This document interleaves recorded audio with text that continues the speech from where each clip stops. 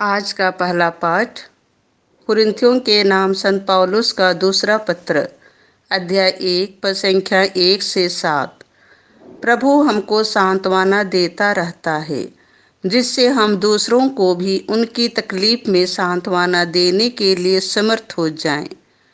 Corinth में ईश्वर की कलीसिया तथा समस्त अखाया में रहने वाले सभी संतों के नाम पौलुस, जो ईश्वर द्वारा यीशु मसीह का प्रेरित नियुक्त हुआ है, और भाई तिमोथी का पत्र।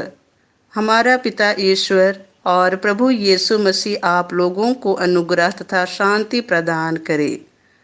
धन्य है ईश्वर, हमारे प्रभु यीशु मसीह का पिता, परम दयालु पिता और हर प्रकार की सांत्वना का ईश्वर।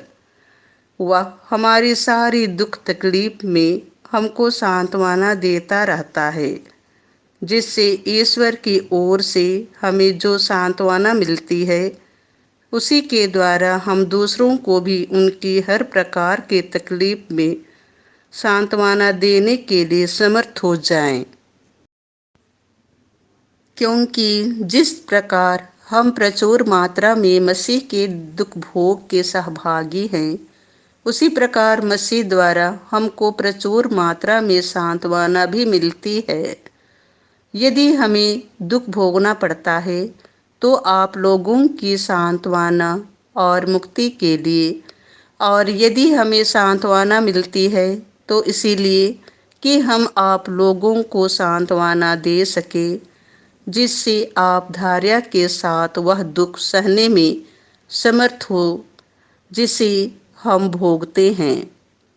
आप लोगों के विषय में हमारी आशा सुदृढ़ है, क्योंकि हम जानते हैं कि जिस प्रकार आप हमारे दुख के भागी हैं, उसी प्रकार आप हमारी सांत्वना के भी भागी हो जाएंगे। यह प्रभु की वाणी है। संत मत्ती के अनुसार पवित्र सुसमाचार, अध्याय 5 पद संख्या 1 से 12। धन्य है वे जो अपने को दीनहीन समझते हैं। यीशु यह विशाल जनसमूह देखकर पहाड़ी पर चढ़े और बैठ गए। उनके शिष्य उनके पास आए और वह यह कहकर उन्हें शिक्षा देने लगे, धन्य है वे जो अपने को दीनहीन समझते हैं, स्वर्ग राज्य उन्हीं का है। धन्य है वे जो नम्र हैं, उन्हें प्रतिज्ञात देश प्राप्त होगा। धन्य है वे जो शोक करते हैं, उन्हें सांत्वना मिलेगी।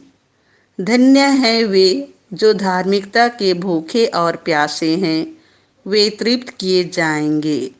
धन्य है वे जो दयालु हैं, उन पर दया की जाएगी। धन्य है वे जिनका हृदय निर्मल है, वे ईश्वर के दर्शन करेंगे। धन्य है वे जो मेल कराते हैं, वे ईश्वर के पुत्र कहलाएंगे। धन्य है वे जो धार्मिकता के कारण अत्याचार सहते हैं, स्वर्ग राज्य उन्हीं का है। धन्य हो तुम जब लोग मेरे कारण तुम्हारा अपमान करते हैं, तुम पर अत्याचार करते और तरह तरह के झूठे दोष लगाते हैं। खुश हो और आनंद मनाओ, स्वर्ग में तुम्हें महान पुरस्कार प्राप्त होगा। तुम्हारे पहले के नबियों पर भी वे इसी तरह अत्याचार किया करते थे। यह प्रभु का सुसमाचार है।